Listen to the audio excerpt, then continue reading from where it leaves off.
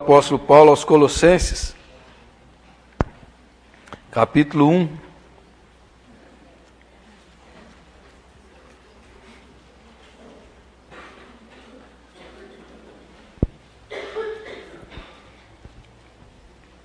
Colossenses, capítulo 1.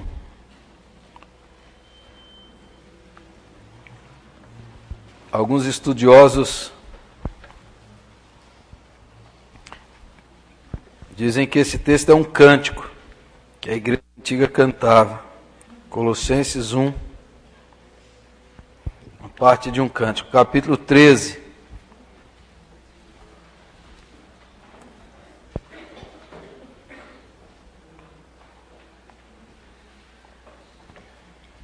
Uma hora você acha, não desanima não. Colossenses 1, 13.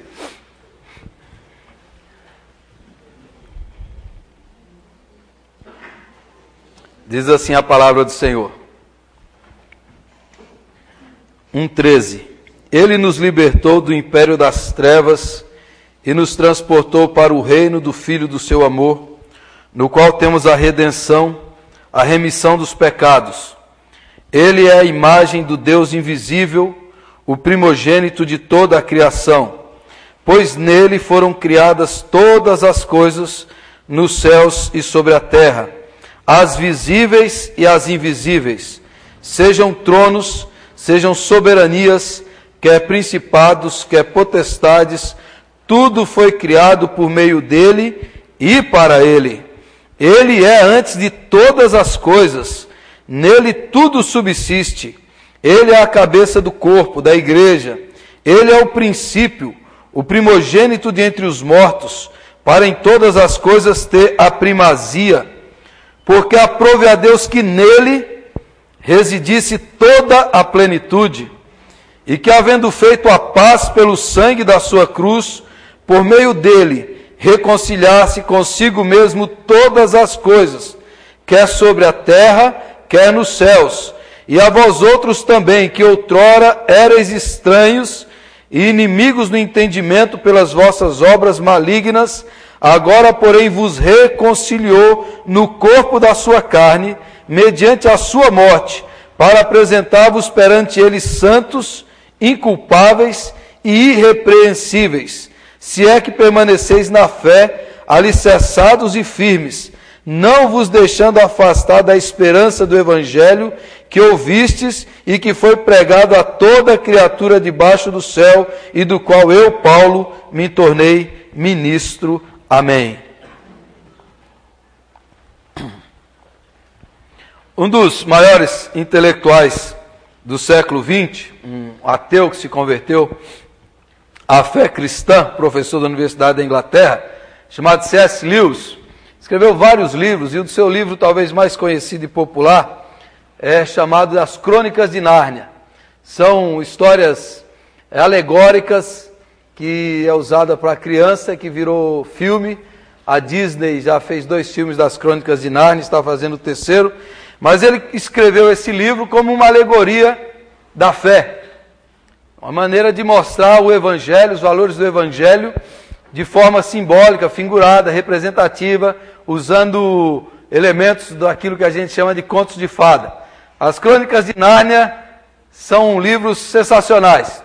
Você deveria ler se não leu ainda, além de ser agradáveis. Logo no começo, um dos primeiros livros, o C.S. Lewis apresenta o leão.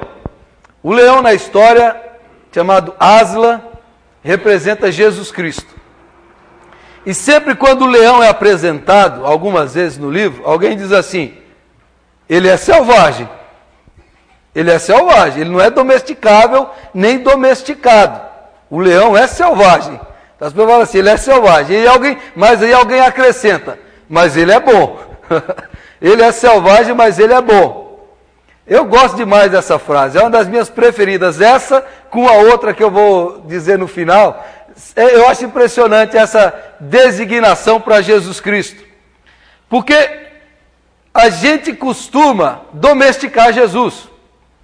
A gente costuma reduzir Jesus. É uma tendência da igreja, da religião, da teologia, de qualquer igreja, diminuir Jesus Cristo, para que a gente possa compreender, entender, falar, explicá-lo, de uma maneira que a nossa mente limitada possa achar que a gente conhece, a gente sabe. Mas quando a gente olha para um texto como esse aqui, esse é um texto que excede toda a compreensão. Esse é um texto que excede todo o limite. Esse é um texto de superlativos, de expressões extraordinárias sobre Cristo, sobre a excelência de Cristo, sobre quem é Jesus, sobre o que Ele fez, qual é a sua essência, a sua glória, a sua dignidade e o seu poder. Então, saiba disso. Jesus não pode ser domesticado.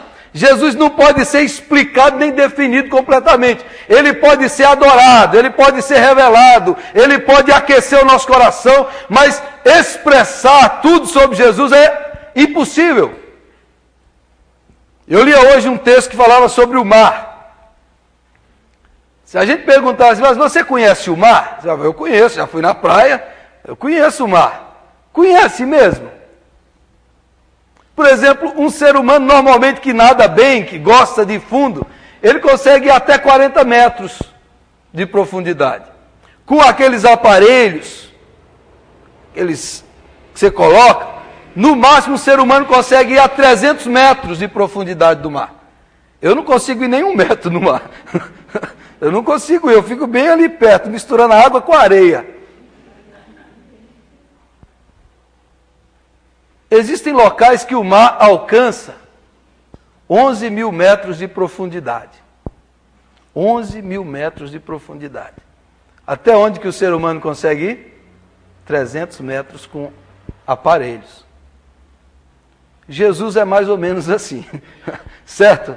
A gente não consegue ir tudo, mas a gente consegue vislumbrar, admirar, extasiar, ficar impressionado. Jesus é maior do que você pensa. Então, os irmãos, ele gostam de um tema da minha mensagem. Então, pode pôr esse tema aí. Jesus é maior do que você pensa. Jesus é maior do que a gente pensa. E esse texto mostra alguns detalhes, algumas explicações, algumas revelações sobre Jesus Cristo que são impressionantes.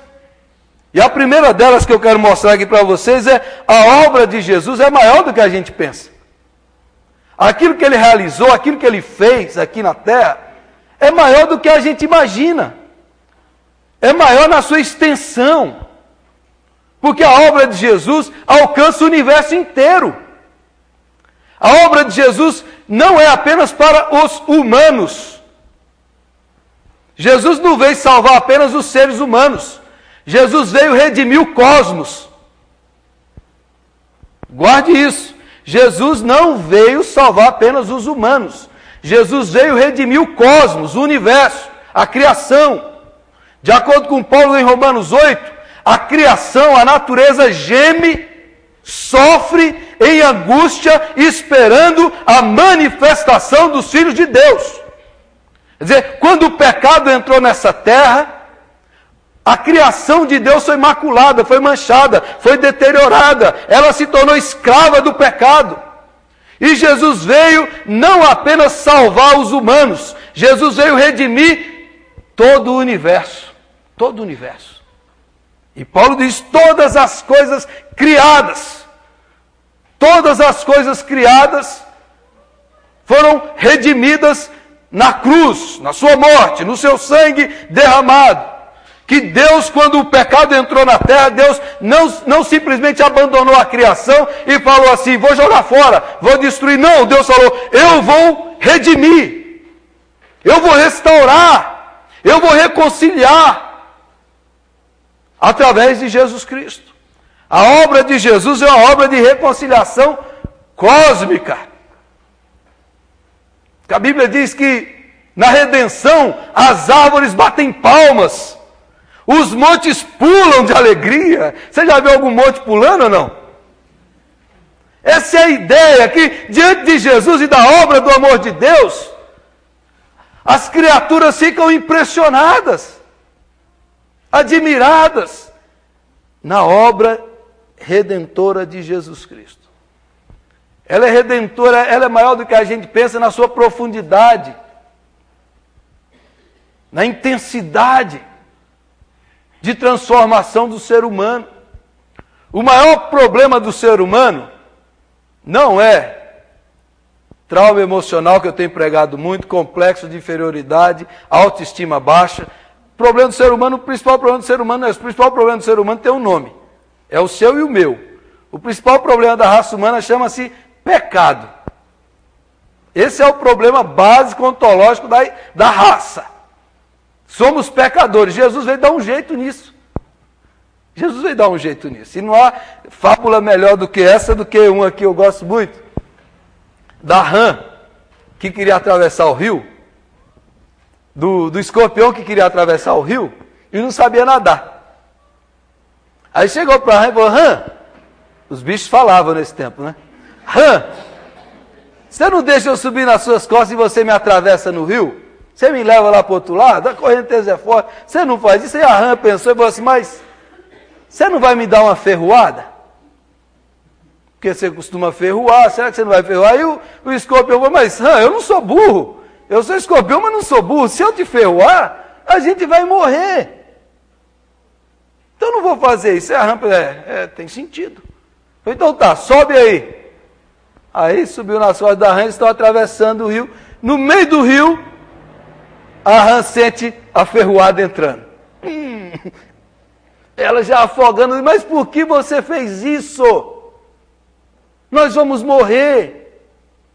E o escorpião disse o seguinte: me desculpe, mas é a minha natureza. Eu nasci para ferroar e vou morrer ferroando. Eu nasci para isso. Eu gosto dessa história, porque essa história fala que o ser humano nasceu no pecado, o camarada vive no pecado e ele vive ferroando os outros. E o ser humano, ele tenta de várias maneiras polir esse ferrão. É o sujeito que diz assim: eu não queria brigar, quando eu vi eu já briguei. É o sujeito que fala assim: o meu gênio é explosivo. Eu não queria ser assim, mas eu sou. Eu não queria brigar, eu não queria xingar. E aí o ser humano tenta a educação, a repressão, os cursos, todas as maneiras, tentando polir o ferrão, para o ferrão não ferir tanto. As religiões tentam dourar, tentam enfeitar o ferrão humano. Essa é a tentativa humana. Agora a Bíblia diz, o Evangelho de Jesus Cristo diz, que Deus tem uma solução para o ferrão da alma humana. E essa solução é Jesus Cristo. Ele veio para tirar o ferrão do pecado da nossa vida. Ele veio para tirar o mal, para mudar o nosso caráter, para mudar o nosso temperamento, a nossa personalidade, o nosso gênio. Deus diz que Ele pode desentortar, que Ele pode consertar, que Ele pode transformar, que Ele pode mudar. Ele pode pegar o pecador mais ímpio e transformar em santo e inculpável diante de Deus. Jesus Cristo é a solução. Jesus Cristo é a resposta para o pecado humano. Então se você diz assim: ah, eu nasci assim, vou morrer assim, então você é tonto, porque Jesus veio para mudar isso. Você diz assim: o meu gênio é desse jeito. Jesus veio para desentortar, para consertar. Jesus veio para tirar esse ferrão da nossa alma. Jesus veio para transformar o nosso temperamento, o nosso caráter, o nosso jeito, a nossa língua. Jesus veio para isso. E na obra da sua cruz, Ele fez a paz. Ele nos libertou do império das trevas. Ele nos tirou daquele tempo que éramos maus, injustos, egoístas, perdidos, e nos transportou das trevas para a luz. Ele veio fazer isso. Tirar a maldade do nosso coração e pôr a sua bondade. Tirar a impureza e pôr a sua pureza. Ele não nos faz perfeitos, mas Ele veio nos tirar esse princípio, essa pulsão para a morte. Essa pulsão para o mal, essa tendência para o mal. Jesus veio nos tirar disso aí, para que a gente tenha um outro princípio de vida. É o princípio do bem, é o princípio da luz, é o princípio do amor, é o princípio da paz. Pela morte na sua cruz, Ele fez a paz. Ele fez a paz. Amém? Tira esse princípio que gosta da briga, da contenda, e colocar o princípio da paz. A paz com Deus, a paz com todos os homens, a paz com o universo, a paz com todas as criaturas, e a paz interior. Paulo diz: Ele veio nos fazer a paz. A obra de Jesus é maior. ela tem essa dimensão cósmica, essa dimensão ontológica, essa dimensão interior, existencial, essa dimensão da alma. Jesus Cristo tem isso, Ele veio fazer isso. O ministério de Jesus é para nos transformar, para nos mudar, para nos moldar, para tirar seres perdidos em seres novos. Jesus Cristo é que pega ali o ladrão e transforma no homem mais honesto, como já fez em tantos. Pega ali o viciado e transforma num sóbrio. É aquele que pega o assassino como Paulo e transforma num homem do amor de Deus. Que pega um homem como Moisés e transforma num homem manso, um homem tranquilo e sereno. Jesus Cristo faz isso, meu irmão. Se Ele não está fazendo é porque a gente não está deixando Ele fazer. Mas essa é a sua obra e essa é a sua especialidade. Pau que nasce torto não precisa morrer torto, porque nós temos um carpinteiro especialista em desentortar. Jesus Cristo. Jesus Cristo. Ele pode, ninguém mais pode. Religião não pode, curso não pode, isso não pode, educação não pode. No máximo, pode enfeitar o ferrão. Mas enquanto Jesus não entrar na sua alma, da profundidade do seu coração e arrancar o princípio do mal e te dar uma nova natureza, um novo coração, você é escravo do pecado. Você é escravo do vício. Você é escravo dos pensamentos maus. Você é escravo daquela tendência humana para querer o pior e não o melhor. Jesus veio fazer isso. Jesus veio entrar lá na profundidade da alma. E aí eu quero citar o C.S. Lewis de novo, nas mesmas Crônicas de Nárnia. Quando os meninos chegam no mundo de Nárnia, primeira vez que alguém fala para eles sobre o leão, fala para eles de Aslan, o leão. Se qual ouvir aquele nome, os meninos sentem algo no seu coração e dizem assim, pensam assim, eu nunca ouvi falar dele, mas é como se eu sempre conhecesse.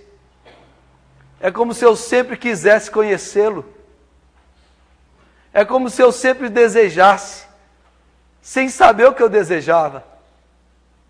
E o C.S. Lewis diz que quando a gente tem saudade de um lugar que a gente nunca foi, quando a gente quer ouvir uma melodia que a gente nunca ouviu, ou sentir um cheiro que a gente nunca sentiu, está dizendo, há algo na nossa alma que diz, nós somos criados para algo mais profundo, para um amor eterno, para algo mais belo, mais bonito, que no fundo da alma humana há um anseio, há uma busca, e essa resposta existencial é Jesus Cristo. É como se eu não tivesse ouvido, mas ao ouvir, o coração fica aquecido, porque eu sempre quis, eu sempre desejei, sem saber o que eu queria e o que eu buscava. Há no fundo da alma humana uma busca incessante por conhecê-lo, por experimentá-lo, por ouvi-lo, pela beleza do seu caráter e da sua presença. Jesus Cristo. Jesus Cristo. Em todo ser humano essa busca, a obra de Jesus, essa resposta ao anseio, à indagação, ao buraco da alma, ao buraco da existência vazia, que o ser humano busca, anseia, eu preciso, eu necessito. Quando você chora, quando você fica melancólico, sem saber porquê, Deus está dizendo, você precisa da resposta. E a resposta é Jesus Cristo. Ele veio para encher o buraco. A Bíblia diz que Ele é a plenitude que a tudo enche. Todos os seres humanos buscam Jesus. E eu vou lhe dizer mais, se alguns fundadores de grandes religiosos do mundo tivessem encontrado Jesus, eles seriam seguidores de Jesus. Porque no fundo, por exemplo, o que o Siddhartha Gautama, que fundou o budismo, o que é que ele queria? Ele queria Jesus. Se Siddhartha tivesse cruzado com Jesus Cristo, o budismo nunca teria existido. Porque o Siddhartha concluiu através da meditação que o grande sonho da humanidade é negar o desejo que nega a dor. E aí o Nirvana é o nada absoluto, a existência de desejo e a existência de dor. Ele queria fugir da dor existencial. Quem é que pode fugir da dor existencial? Quem é que pode saciar isso? Jesus Cristo. Ele é a plenitude da alegria, a plenitude da vida. Ele é a plenitude daquilo que tudo enche, Jesus Cristo. Se alguns desses tivessem conhecido-o, teriam adorado e o seguido, porque eram bem intencionados de coração na sua busca. Muitos ateus, cientistas, se tivessem conhecido Jesus Cristo, teriam adorado. Porque às vezes o Jesus que eles conheceram foram da igreja. Um Jesus pequeno, mesquinho. Um Jesus cheio de raiva. Um Jesus hipócrita. Não o Jesus das Escrituras. O que vai além, o selvagem. A obra de Jesus é maior do que você pensa. A extensão da obra de Jesus vai além do que você pensa. Ele é sacerdote não de Levi, não de Arão, ele é sacerdote, a Bíblia diz, da ordem de Melquisedeque, aquele que não teve nem pai nem mãe. Aquele para o qual Abraão, antes de existir o povo escolhido, Abraão já deu dízimo para Melquisedeque. Jesus é da descendência, ele é sacerdote da ordem de Melquisedeque. É a ordem que vai além da revelação histórica. É aquele que está para além do conhecimento histórico, na dimensão eterna. Ou seja, Cristo vai aonde a igreja não vai, aonde a religião não vai. Ele se revela, ele fala, ele age. O nome de Jesus, a intuição, a revelação do seu ser, percorre o universo. Por isso que Paulo diz que o Evangelho foi pregado a toda criatura. Porque a Bíblia diz que no sol, na lua, nas estrelas, na criação, tudo diz glória a Jesus. Tudo glorifica a Jesus. Então, Ele é maior. A obra da sua cruz é maior para reconciliar todas as coisas. Aqueles que creem entram em reconciliação, entram em libertação, entram na redenção, entram em comunhão com o Pai. O sangue derramado na cruz. A Bíblia diz que o Cordeiro foi imolado antes da fundação do mundo. Significa que antes dele vir na história, já havia um plano eterno de Deus de se dar em amor por nós. O plano de Deus de sofrer por nós e de nos redimir e fazer sua família.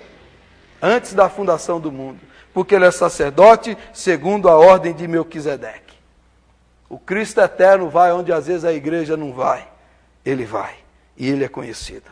Jesus é maior do que você pensa. Ele é maior do que você pensa pelo seu poder. O texto bíblico diz que ele é o Criador, tudo subsiste pela sua palavra. Tudo subsiste nele. Todas as coisas existem nele. Ele é a plenitude que tudo enche. Que tudo que existe foi feito por ele e para ele. E nada do que foi feito sem ele. Quando os cientistas mandaram o telescópio Hubble em 1995, ele fotografou e viu coisas que eles jamais tinham visto. E hoje os cientistas calculam que há no universo. Pense bem, onde você está aqui nessa informação que eu vou dar.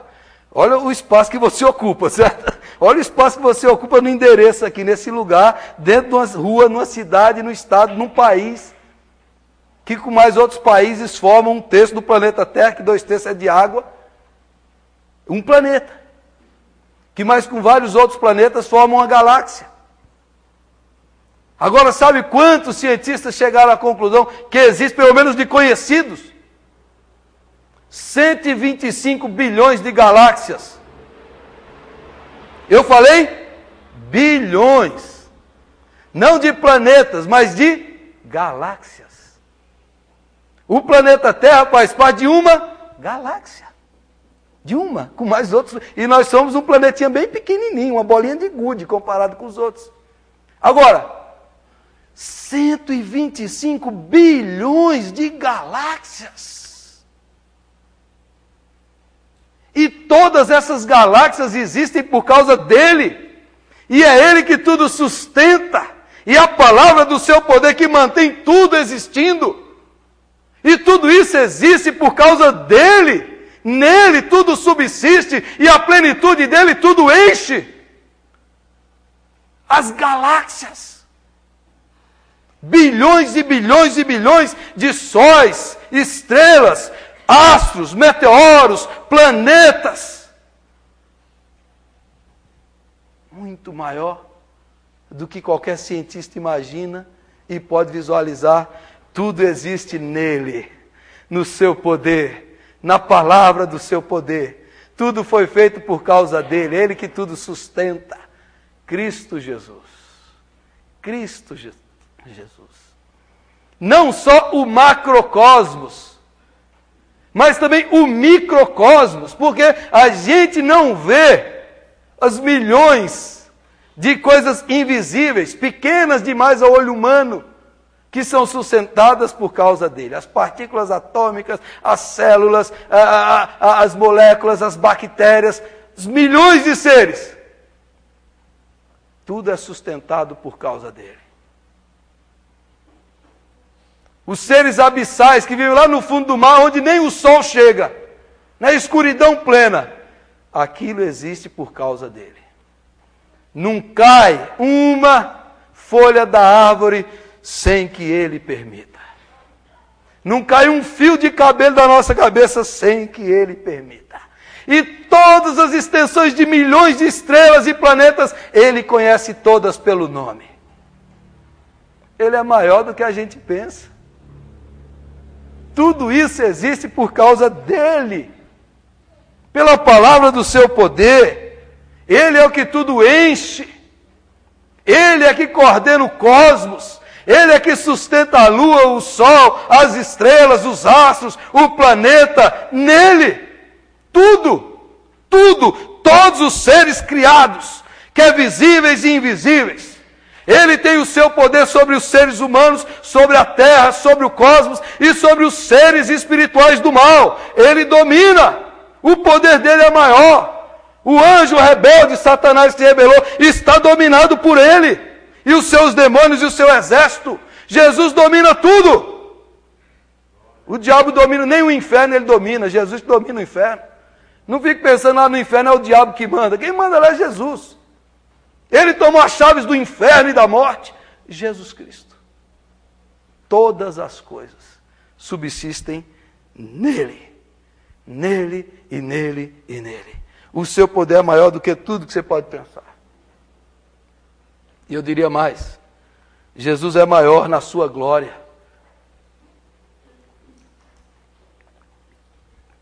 Além de falar que tudo subsiste nele, o texto bíblico diz que tudo foi feito para ele.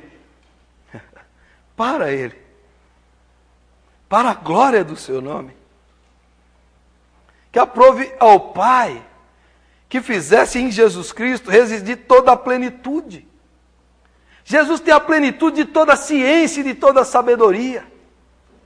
Se você reunir todo o conhecimento humano acumulado, não dá 1/1000 da sabedoria de Jesus Cristo. Ele tem toda a ciência, todo o conhecimento, todo o saber.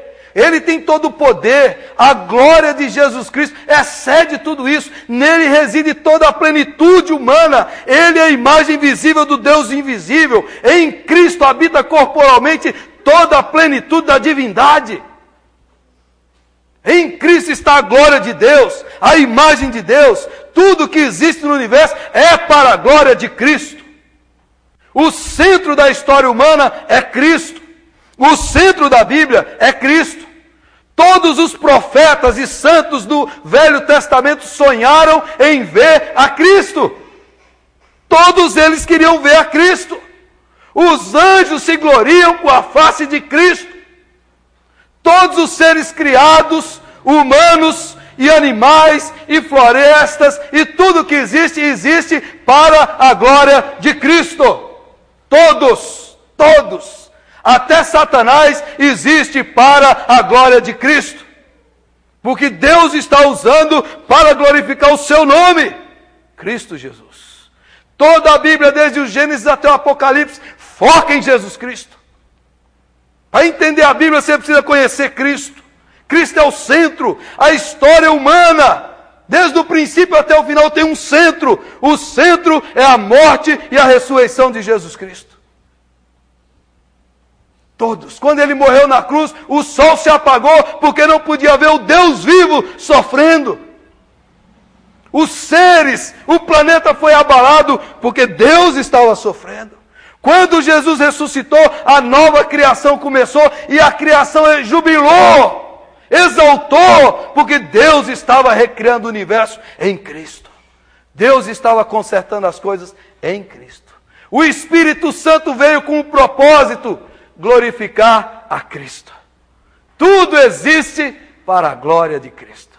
125 bilhões de galáxias. Para que existe, pastor?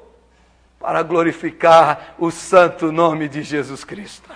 A glória do seu caráter, a glória da sua santidade, a glória da sua beleza, a glória do seu amor, a glória da sua graça. Jamais passou um pensamento impuro na sua mente, jamais saiu uma palavra imprópria, jamais ele pecou. Em momento nenhum ele pecou, ele foi santo, santo e santo. Ele foi amor, amor e amor. Ele foi gracioso, gracioso e gracioso. Cristo Jesus. E Abraão sonhou em poder vê-lo. Moisés desejava contemplar sua face. Davi sonhou com Cristo. Todos eles almejaram conhecer a Deus em Cristo Jesus. Ele é a imagem visível do Deus invisível. E o projeto de Deus na história, em tudo isso, essa viagem que eu estou fazendo aqui é o seguinte. É que um dia, o projeto de Deus é que eu e você, se assim você desejar, o objetivo da nossa existência, o propósito e o significado da nossa vida, é que a gente seja parecido com Jesus Cristo.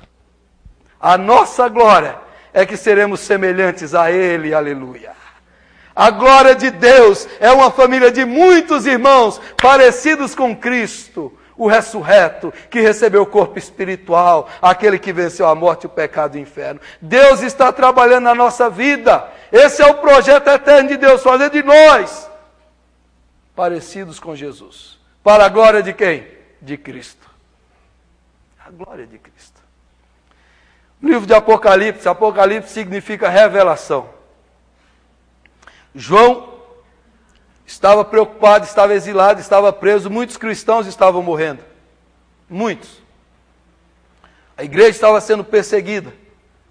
E Deus chama João lá na ilha de Patmos e fala: João, deixa eu mostrar para você o que acontece depois do véu, no mundo invisível e espiritual. Porque você está preocupado na dimensão humana. Você está preocupado o que vai ser, o que vai acontecer, a igreja vai acabar, os santos estão morrendo, a igreja vai ser destruída. Você está preocupado com isso, João. Então o Espírito vai te revelar. E levou João e começou a revelar. Tirou o véu e falou: agora você vai revelar. E levou João para o céu. E no capítulo 5, João vê um grande livro. E um livro selado com 7 selos. E há uma voz do trono que diz assim: quem é digno de abrir esse livro? Esse livro, irmão, é o livro da história humana. Esse livro é o livro da história humana. Quem é digno de conduzir a história humana? Quem é digno de coordenar a história? Quem é digno de dar um sentido para a história? Quem é digno de dar um significado? Quem é digno de levar a história até o final feliz? Porque ao olhar para a história a gente só vê guerras, mortes, desgraças.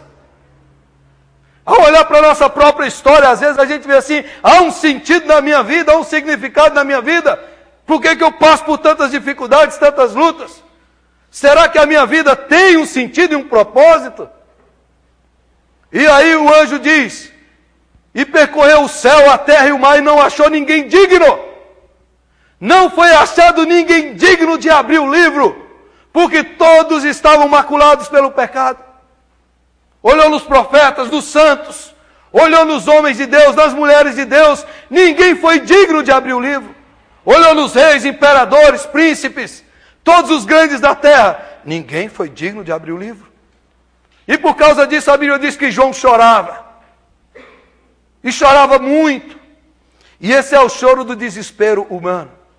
É o choro da gente olhar para esse mundo e falar assim: para onde que esse mundo vai? É para a gente ver as notícias policiais na TV e a gente fala assim: meu Deus, por que tanta tragédia e tanta desgraça? É para a gente olhar para a nossa própria história e chorar assim: meu Deus, qual é o meu futuro? Por que eu estou passando por isso? Há um sentido e um significado na história humana, ou quem governa a história é o acaso?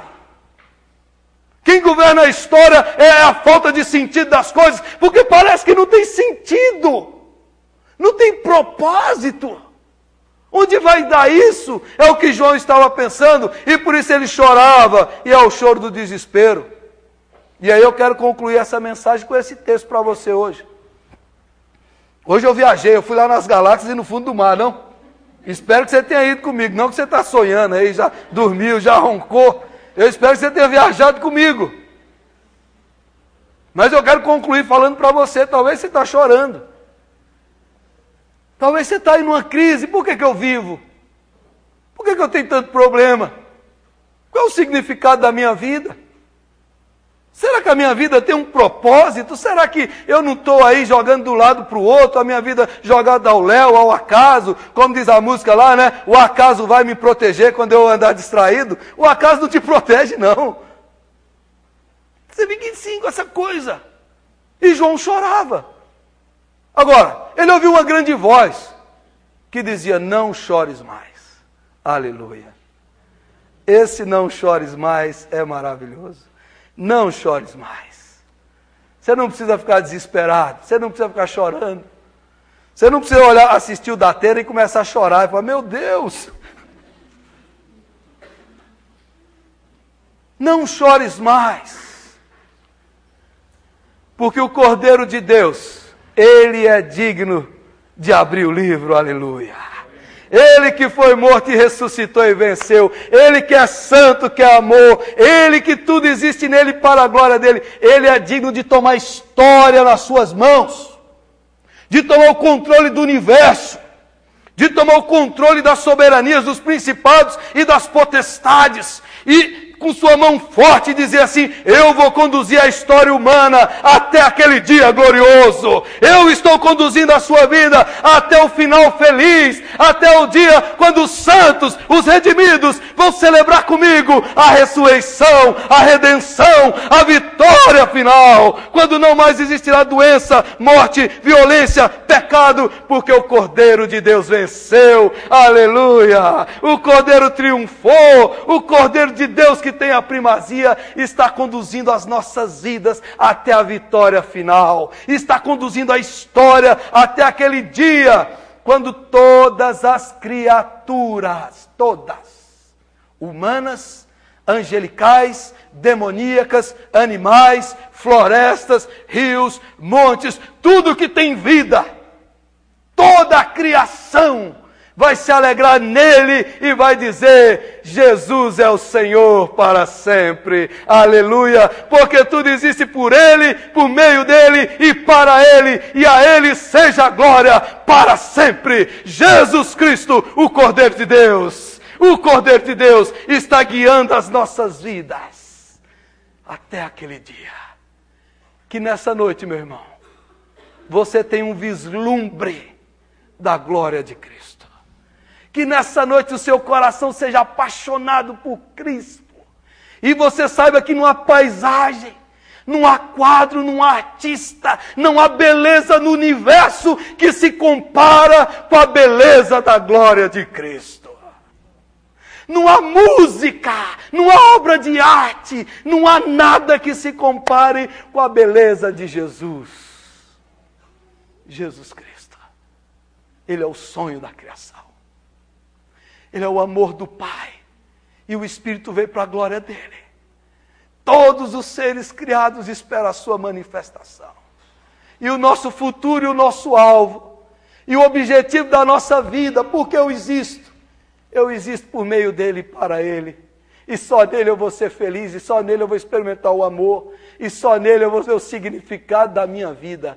Jesus Cristo. Jesus Cristo. Abra o seu coração e diga, Jesus, eu quero experimentar a sua revelação. Vamos orar. Feche os seus olhos.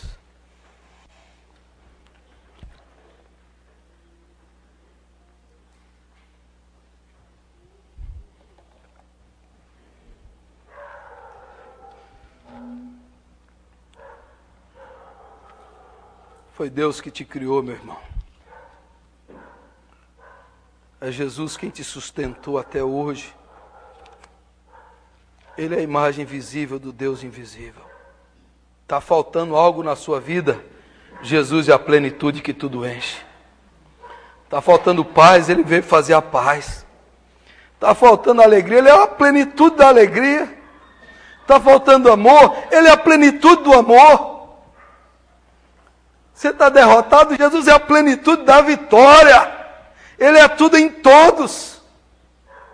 O que você precisa conhecer a Cristo, experimentar a Cristo, é: Deus, abre, Senhor, os meus olhos para que eu contemple a glória de Cristo. Porque quem contempla a glória de Cristo nunca mais é a mesma pessoa. Nunca mais. Nunca mais. Feche os seus olhos. Está faltando esperança.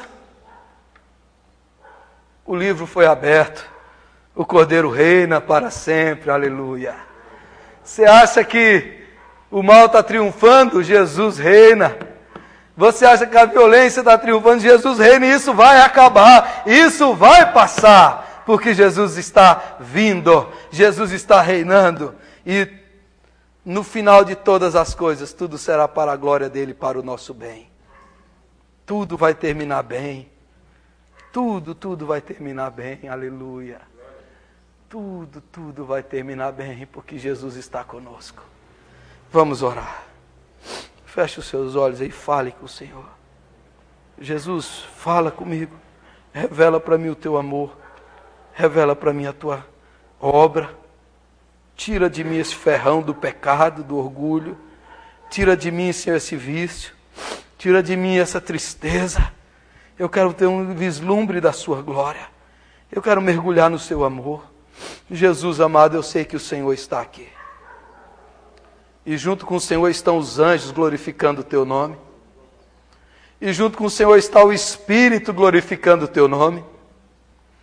E Pai, eu te louvo porque nessa noite os céus estão abertos sobre nós. E o Deus eterno está agindo nos nossos corações. Deus é aquele amor, aquela paixão, aquela sede da nossa alma. Que nós nascemos para algo grandioso. Nós nascemos para algo maravilhoso e majestoso. E a sede da nossa alma só pode ser preenchida com a glória de Cristo, Senhor. A nossa sede de significado, de beleza e de sentido só pode ser preenchida pela glória de Cristo. Então, Senhor, invade o nosso coração, invade a nossa alma e a nossa mente, e faz, ó Deus, e traz a revelação de Cristo no nosso interior. Revela, Senhor, aqueles que estão presos em uma religião, aqueles que estão presos no pecado, que essa pessoa seja liberta, que os seus olhos sejam abertos, que ela tenha um vislumbre, um lampejo, ainda que pequeno e parcial, de quem é Jesus. Liberta-nos, ó Deus, daquela compreensão religiosa, de um Jesus pequeno demais, limitado demais, finito demais, e abre os nossos olhos para o Cristo cósmico, eterno, supremo, soberano, aquele que reina sobre os céus e a terra, aquele que domina sobre todas as bilhões de galáxias, o Cordeiro de Deus, aleluia. Cordeiro de Deus. Que tudo em nós, Senhor, que tudo em nós seja para a glória do teu nome, Senhor. E a maior glória minha e glória dos meus irmãos é poder falar do teu santo e glorioso nome, Jesus Cristo.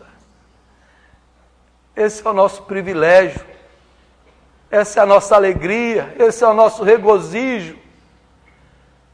É conhecer o fundamento do nosso ser, para o que nós somos criados. E nós não fomos criados por desespero. Nós não fomos criados, Senhor, para derrota. Nós não fomos criados para miséria, por pecado, por vício. Nós não fomos criados pelo acaso, por um acidente cósmico, um acidente biológico. Nós somos criados para a glória de Cristo, aleluia. Para partilhar da sua glória e da sua vitória, para reinar com Cristo eternamente. Louvado e exaltado seja o teu nome, Senhor. E é no teu nome que oramos e agradecemos e bendizemos para sempre. Aleluia. Amém e amém, Jesus. Amém.